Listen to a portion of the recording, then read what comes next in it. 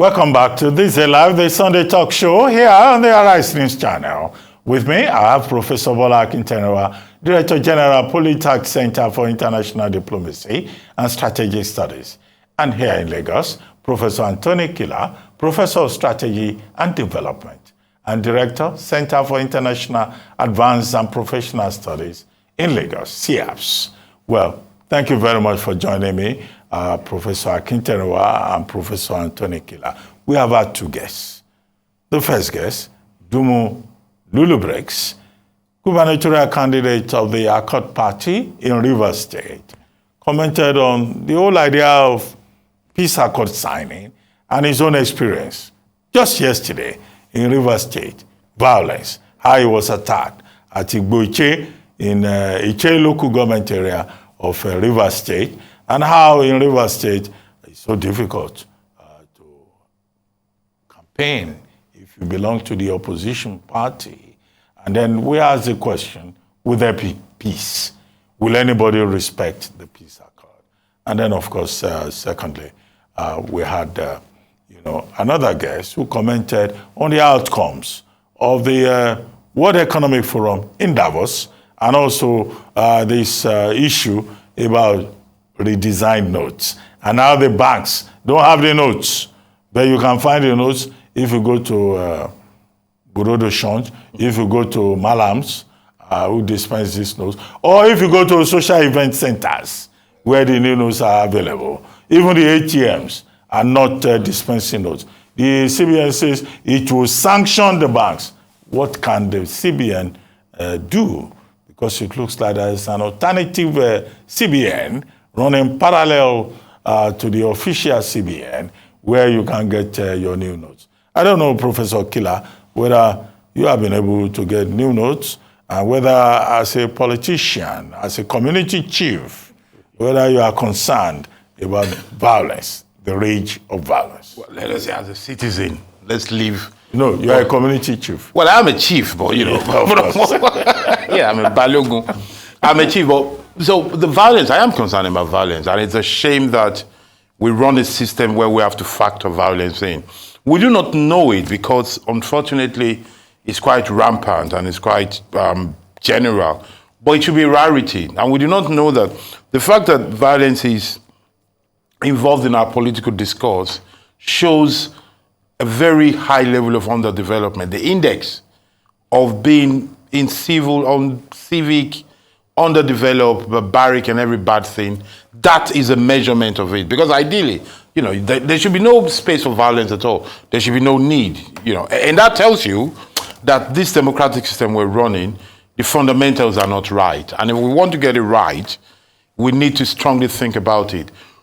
The mere fact that there's a need for peace accord is almost a paradox of the whole thing.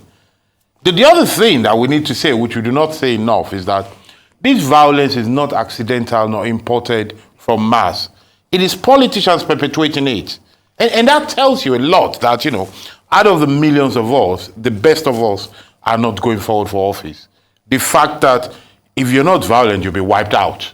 It just tells you it's a very bad field.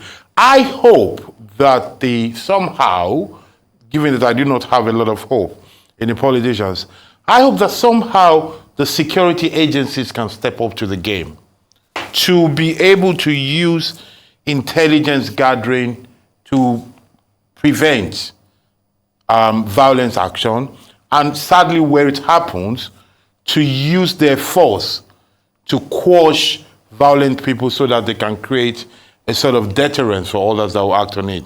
That is all you can hope for that. But I want citizens to know that it's a very sad note that we have to talk about violence in democracy. For the campaigning issues, it's a real problem. I've heard more than one party. The gentleman I was speaking to is speaking of River State, but it's not the only place in the country where people say that the ruling party does not give space for the opposition party to express themselves, to canvass for votes by posting their posters, pasting their posters on the wall. Again, that's a very sad thing. I think INEC needs to do a bit more. Perhaps we need to regulate in a very strong way the way campaign is conducted. Perhaps we need to step in to regulate how to affix posters, where to do it, and make sure there's an equal field for both opposition and government. And Davos, I think what we can take away from Davos is that right now there is chaos. But I think somewhere there's some optimism that the system will be sorted out. The word is not chaos, it's disruption. Disruption, well, it's not a word for chaos. Disruption. Disruption, okay. Let's call it disruption. I'm not going to argue with Dr. Ruben Abati. I stick to disruption if you say so. But in this disruption, the point is there was a fear that the expansion hoped for years ago is being interrupted, is being disrupted. That people are looking inward instead of looking outward. And there's a need to galvanize and for the world to see the importance of globalization as an opportunity rather than a challenge. The problem with this kind of conversation, and I say this very selfishly, as a Nigerian, the problem with this kind of conversation is that it's not a conversation that benefits all. It benefits those who understand and those who act. When they talk about this thing, if you're not part of it, if you don't get it, you're going to be cut off that kind of situation. So that is my concern. I hope young people, inventors, innovators, investors can understand the situation and see how they can tap in to this trend. Okay, Professor Anthony Kila, do you have the new notes? Oh, no, I do not have the news. I've not looked for it, actually. I am, before cashless, I'm a very cashless person. I don't have so much money to give around cash. But generally speaking, also for auditing, I tend to do most of my life by bank transfer. I've not looked for it. But this is almost a mystery. This is as mysterious as fate for me. The fact that the central bank says it wants bank to have the notes. I do not see the reason why bank would not want to give their customers note. But I want to tell people that I don't think we should overstress ourselves about the availability or not of the Naira note. And I say what I mean. Those who can afford to transact their life without physical cash should simply go ahead and use virtual cash, whether it's e-Naira, whether it's transfer or anything they can do. And then maybe leave it to those who really need it. There's no need to have the cash at hand, really, and there's a lot of things you can do. I know it is right for people to have the money, but I don't think we should force too much about the availability of this Naira, because at the moment, people who sell the lowest of retail thing, like books or newspaper, I know a couple of vendors near my office that are willing to take POS or transfer, so I do not think we should overforce about it. But then, I think banks should do their job. The CBN should do its job. Commercial banks should do their job, which is to make available the currency. Okay, let's go quickly to Professor Akintenewa in our Abuja studio. Professor Akintenewa, your take on these two major issues before we go very quickly to talk to Aaron Akerejola about the match between Arsenal and Manchester United in the Premier League. Major event today. Now let's begin with Lulu Briggs. It's most unfortunate that he was a victim of what he has described as attempted, assassination. Most unfortunate. Most unfortunate not ordinarily because it was an attempt to get him killed, but because here in Nigeria, we are a people that prefer to hear only for the purpose of hearing, without acting, without reasoning on that. Why do I say that, for instance?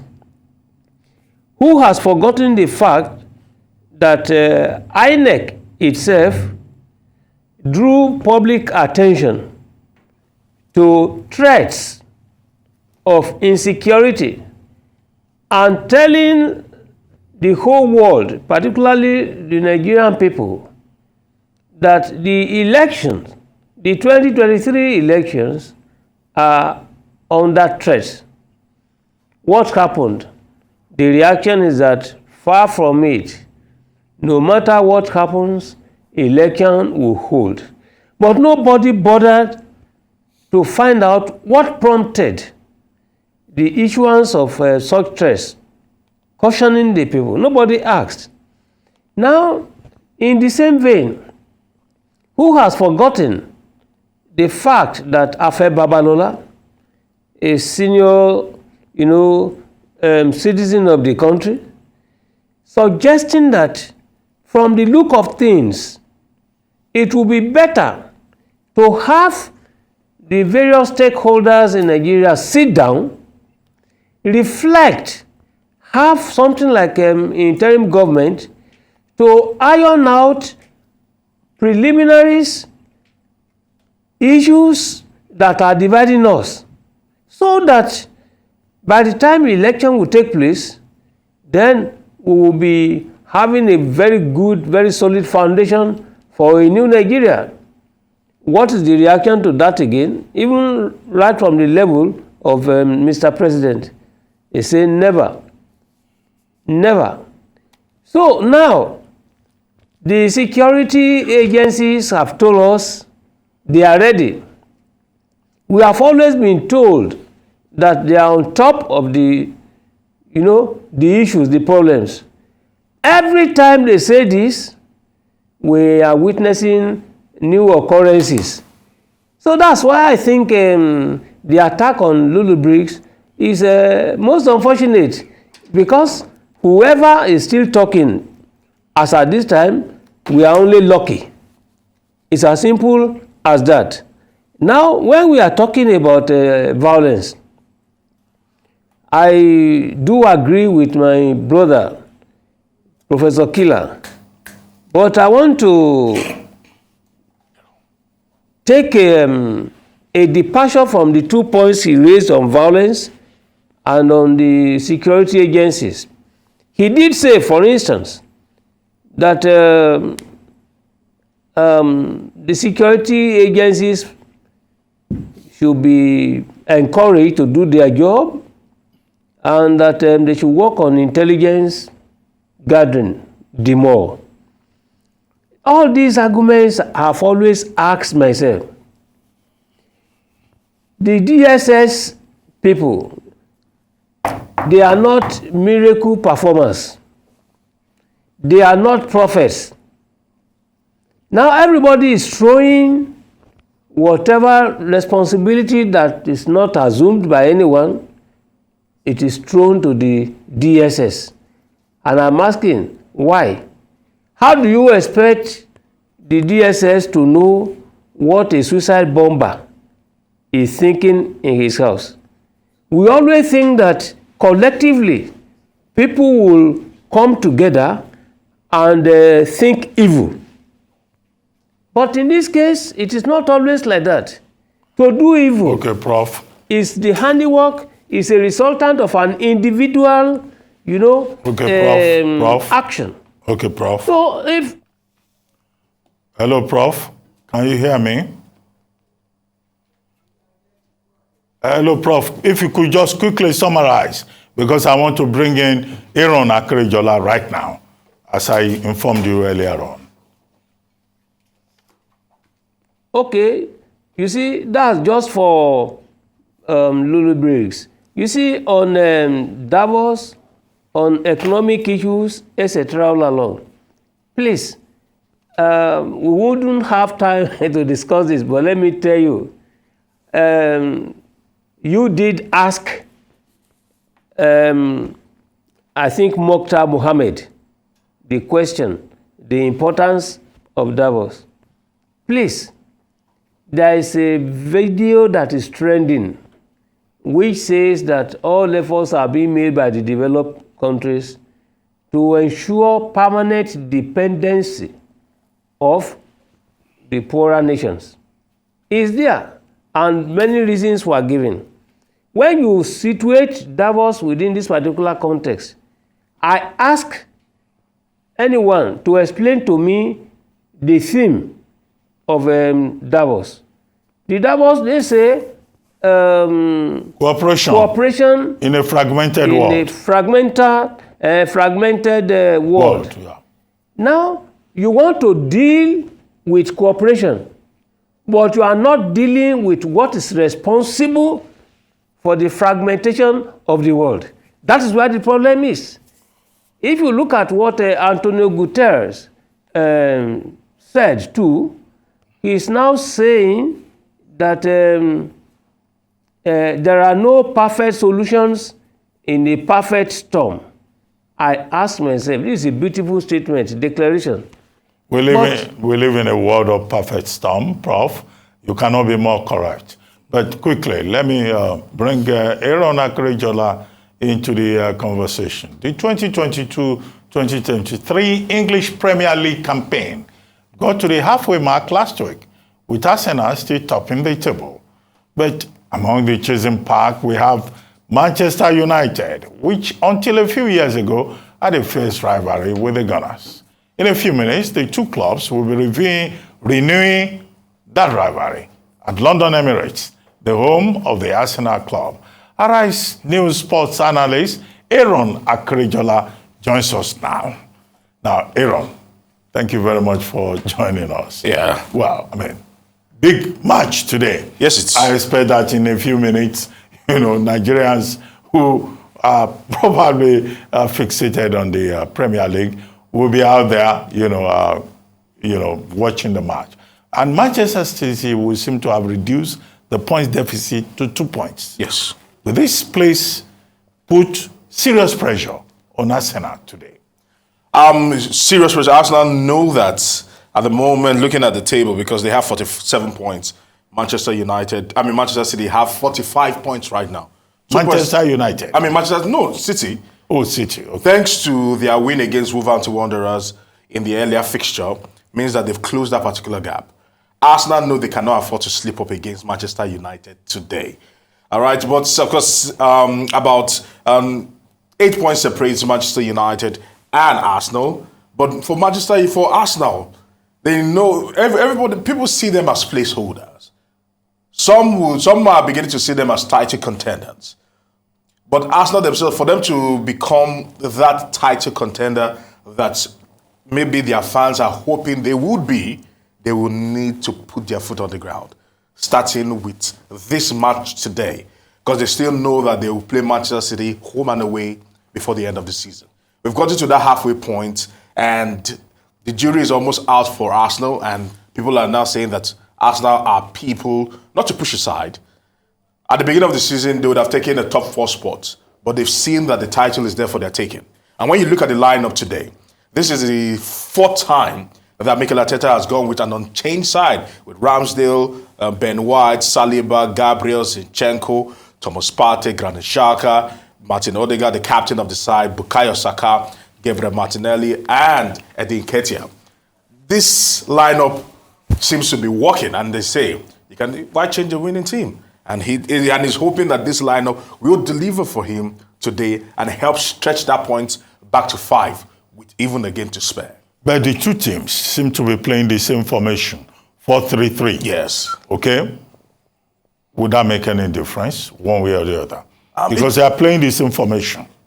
For Arsenal will be hoping that they will be able to stifle the Manchester United midfield and also attack. The fact that they do not have that shield in the person of Casemiro coming into this particular game, Manchester United know that they do not have a like-for-like replacement in terms of quality. They might say they might say they have other people that can fill in the shoes, but can they do the work that Casemiro is doing? Is left to be seen. So you look at that particular lineup, without a Casemiro, they've actually brought in the likes of David De Gea starting. They're not forgetting Martinez, Bruno Fernandes, Rashford, Eriksen, Rafa Varane, Anthony, Luke Shaw, the new guy, Vegas, Wan-Bissaka, then Scott McTominay, who is replacing Casemiro today. Would he be able to do what Casemiro has been doing, break up play, and try to link up defense and attack? Is left to be seen. This is a grudge game, and they will be hoping for different reasons to get all 3 points. But only one team can come out winners today, and the best that can happen for both teams will be a draw. Okay, well, Rio Fernando, superstar legend of Manchester United, says he thinks that, Manchester United will win 1-0. Is he over-optimistic? He is over-optimistic because Manchester United, Arsenal have been very, very compact in defense. Saliba has really done well with his partnership with Gabriel. They've been very good. Ben White on the right-hand side has been fantastic for them this season. So looking at that, Manchester United will need to raise their game and be more effective in attack if they want to get that particular victory. Can they stop Bukayo Saka is the big question. Can they stop Martinelli is the big question. If they cannot stop Bukayo Saka, Martinelli and Odegaard, trust me, I don't think anybody will be walking away with any clean sheet today. Okay, so what's your own prediction? I am favoring a draw because both teams will be a little bit cautious because they don't want to lose. Losing will put them in a bad position. So both teams might go out there cautiously trying not to lose. But let's see what happens. When the first goal goes in, it will determine who wants it the most. So at the moment, I'm thinking maybe a 1-1 draw. The last time they played at the beginning of the season, it was Manchester United completely blowing out Arsenal. Although Arsenal felt that some decisions probably might have gone against them to actually warrant that 3-0 victory for Manchester United. Manchester United right now are a different shade of team from that particular team that played earlier in the season from this one right now. They're high in confidence, although that Crystal Palace game actually brought them back to earth, that this team is still a work in progress and a lot still needs to be done. But for this game, the momentum is with Arsenal. And can Arsenal capitalize on that, or will they buckle under the pressure? Is left to be seen. Okay, you just mentioned Crystal Palace. The draw against Crystal Palace felt like a loss without Casemiro. How damaging will a loss be to Manchester United today in case that happens? Now, looking at that, they won against Manchester City in the Manchester Derby, and everyone said Manchester United have arrived, only to go and play Crystal Palace a few days later. And in the 90th minutes, Michael Olise, of course, he has Nigerian roots, decided to be a party pooper, a deft free kick, and the spoils were shared. And Manchester United felt they should have won that game. And almost immediately they knew that they were in a bad position. And also the fact that Casemiro picked up his 5th yellow card of the season, which meant that he would actually serve a mandatory suspension for this particular game. So it was almost like a loss in 2 ways. Losing 2 points that they shouldn't have lost. They were thinking that they would have been able to close the gap and begin talking about probably even winning the Premier League. Right now, that has set them so far behind that they know that if they lose today, the talk about even finishing in the top 4 might begin to rear its ugly head right now. So Manchester United know that the stakes are high and they need to put up a performance. That one, so that they don't talk that, they don't put into the conversation that particular win against Manchester City, which I felt was a fluke, was really a fluke. So they need to go out there, put up a performance today. But trust me, it doesn't get easier in the Premier League. Well, and they're going against Arsenal. Thank you very much, Aaron Akerejola. It's about kickoff time now. I'm sure the match has started. Yes, 2 minutes into the game. You know, in a few minutes, we'll see how the game is turning out. I predict a draw in this one. And a winner or a loser or a draw will be determined in the next 90 minutes. I'm sure once you leave here, you go and watch the match. Straight away. And immediately I get off this seat, I also go and watch the match. Thank you very Always much a pleasure. for giving us your insight into what is going to happen today at the Premier League match between Arsenal and Manchester United. We all wait. We all are watching. We take a short break now on This Day Live, the Sunday talk show. When we return, the conversation will continue. We'll be right back. Welcome back to This Day Live, the Sunday talk show here on the Arise News channel. With me, I still have Professor Bola Akintenewa, Director General, Bolitax Center for International Diplomacy and Strategic Studies, and Professor Anthony Killer, Professor of Strategy and Development and Director, Center for International Advanced and Professional Studies, CIAPS, in Lagos.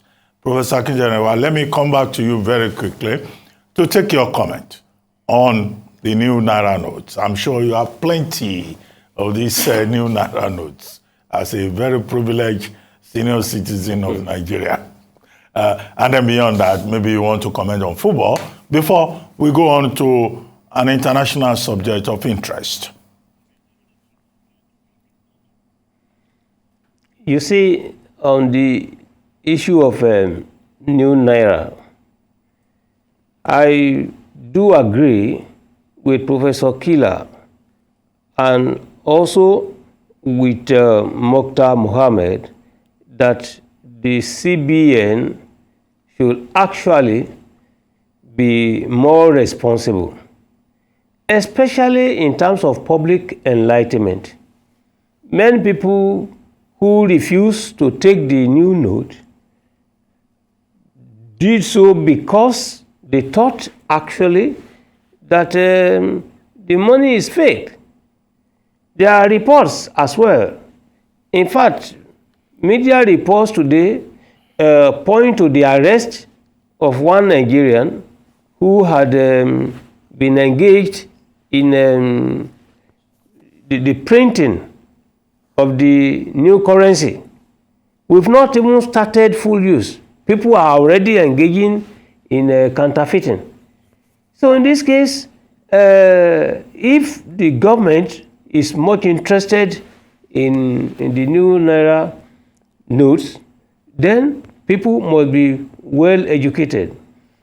You too, Dr. Abati, you reminded us that efforts are being made to put machines here and there loaded with currencies.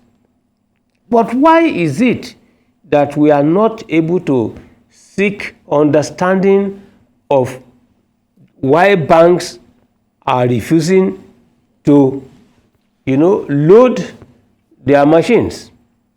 There must be a reason. And that was the point I was trying to raise when we were discussing other issues, to say we never take interest in finding out what is responsible for whatever is happening. That, look, the violence, for instance, we are talking about is a reaction to an action. But what was that particular action? So at the end of the day, when you look at it, footballing, that is the match between Manchester United and Arsenal is not different from politics between the law-abiding Nigerians and the non-abiding Nigerians. The Manchester United, Arsenal, they have rules, regulations they keep to, the respect. The referee is there to sanction whoever, goes faulty with his own attitudinal disposition when playing. But here in Nigeria, that particular sporting spirit is not there. That is the big issue we are confronted with. When we are talking about Davos, I was trying to raise, for instance, the issue of the statement by the UN Secretary General, who said there are no perfect solutions in a perfect storm. And I said I agreed. Although you are saying we are witnessing all this, fine. But can you give me a situation, the case of when we can have a perfect storm? No. Storm is permanently in its character imperfect because it's a sudden disturbance when you are looking at it geographically. Even when you want to look at it as a controversy. When you have controversy, that means there is an element, an intrinsic, intrinsic element of imperfection. So when you say there are no perfect solutions, you see, this is the language all these diplomatists worldwide are making people clap, etc. But they do not mean anything for we people in Africa. Prof. So we really need to sit down and... Okay, Prof. Well, thank you very much. Yes, Professor Kila, do you want to comment on football before we move on? I'm not a football person. My children, this is a match that will divide my family for 90 minutes because I have family fans on both sides. And, I wish them all the very best. Okay, where do you stand in the matter? Oh, no, I stand at the center. Well, it's very interesting to see that a football match in England is dividing families here in Nigeria. Where we don't even have, a league. That is perhaps that the thought. Yes. I still suppose superstores. Eh? Stationary stores. Most people will not know that. Stationary stores It's from the past. It's on the past. Yeah, it's still there. Well, it's still there. They're just not. Nobody talks about them. I'm still stuck with that. Okay. I have not moved. Well, we away hope from that the day will come when the We shall- Nigerian league will will be a make- proper league, Yes. and that people will focus on football in Nigeria, and that the local league will generate momentum, innovation, and will not be as static as it appears now. Well, I have two professors of international politics on the program today. So let me take this advantage to talk about Chatham House, the London-based policy institute, which has recently been playing host to a succession of Nigerian presidential candidates, including Peter Obi of the Labour Party. The former governor of Anambra State seized on this week's appearance to again highlight Nigeria's crisis of leadership and the ignoble role of corruption in the nation's current socio-political and economic predicament. He also spoke about effectiveness in public spending as the surest way of pulling Nigeria from the brink, which any incoming government must adopt. And also, he spoke about the need to move away from consumption to production.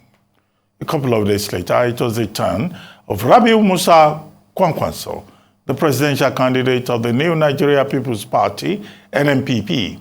The former governor of Kano State devoted a sizable chunk of his Chatham House address to the botched coalition talks with Mr. Obi's Labour Party.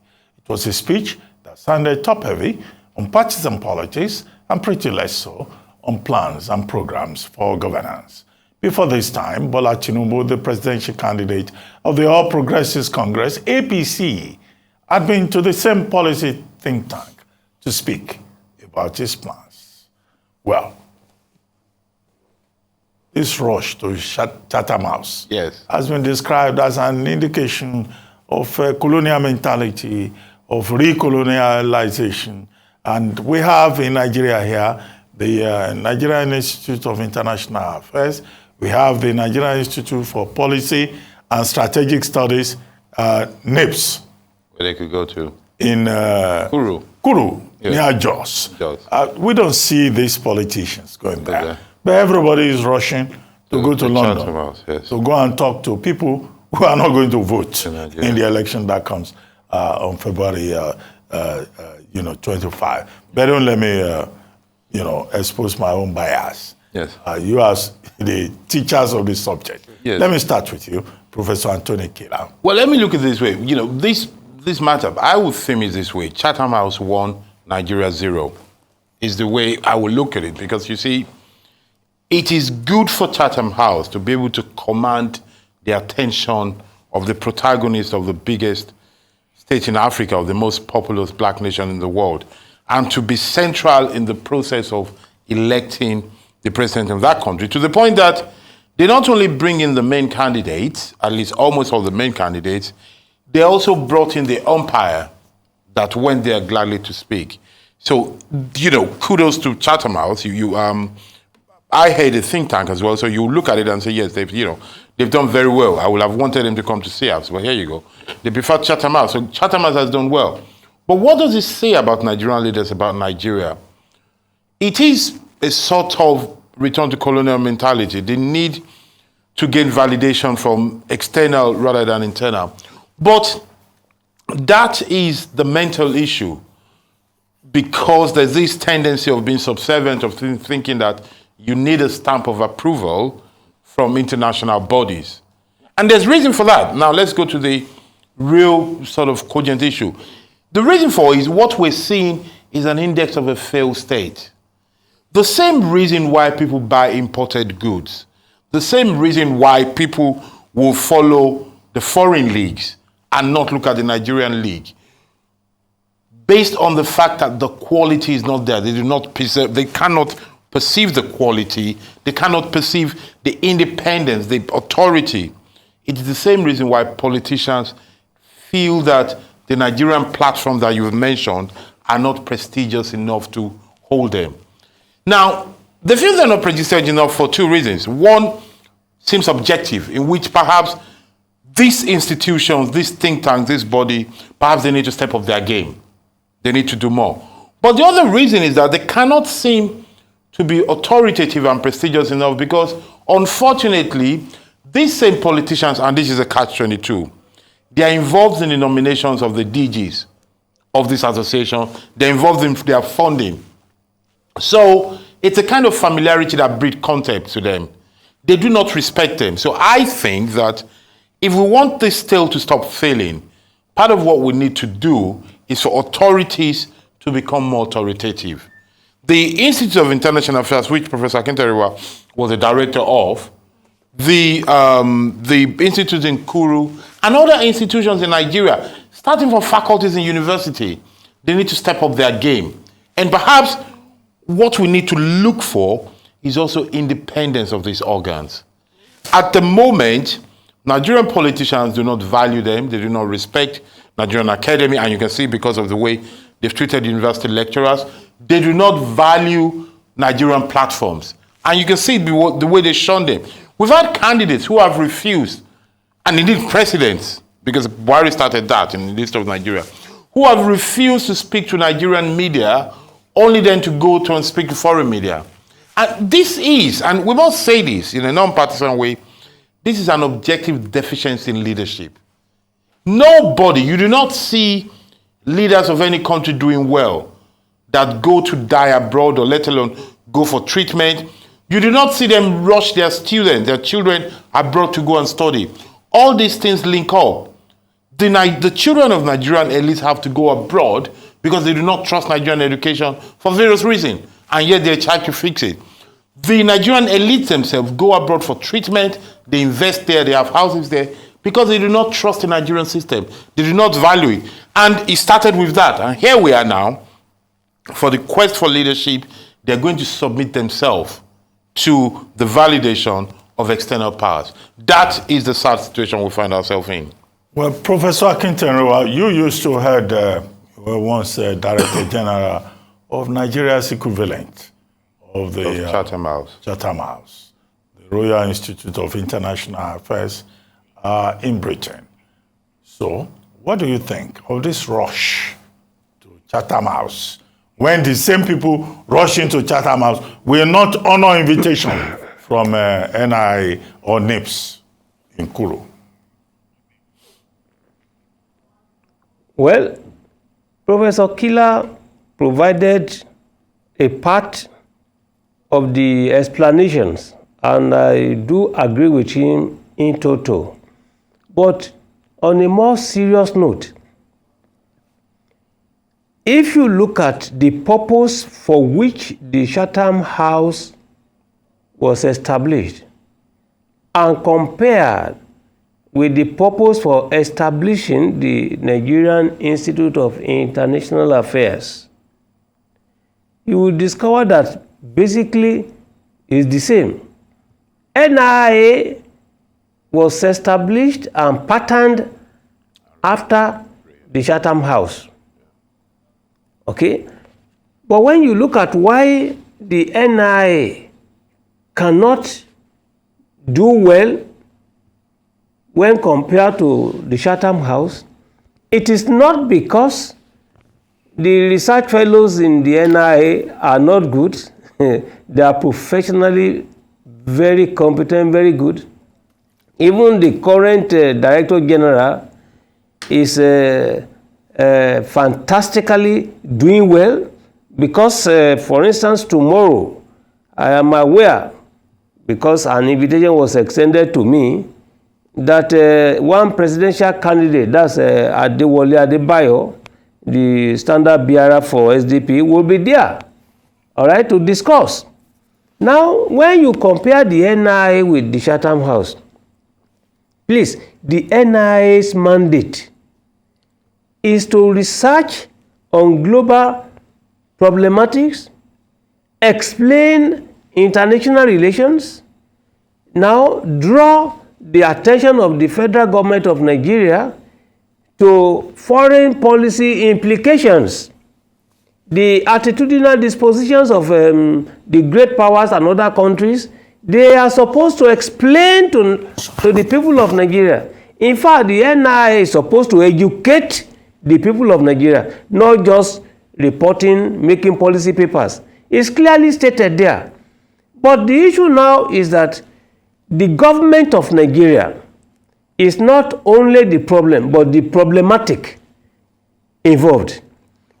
They will not, for instance, do what is required to ensure that the institute operates very well. My experience as a NIADG has told me I learned there. So it is not sufficient to be making beautiful statements, declarations. I know what the governing board of the NIA did when I was there. While I was emphasizing, for instance, the need for academic productivity, that is not their own concern. So in this case, the Chatham House, please, for God's sake, is more interested in finding out the likely attitudinal disposition of these presidential candidates.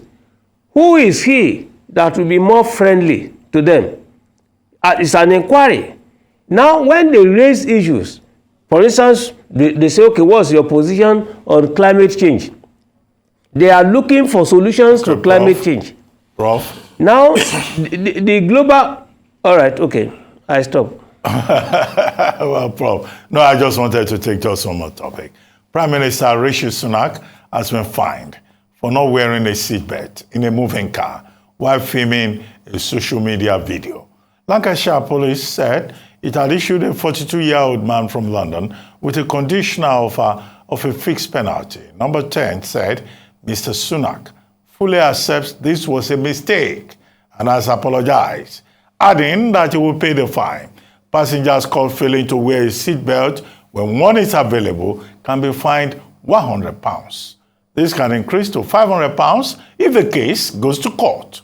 Last April, he was fined along with Boris Johnson and wife Carrie for breaking COVID lockdown rules by attending a birthday gathering for the then Prime Minister in Downing Street in June 2020.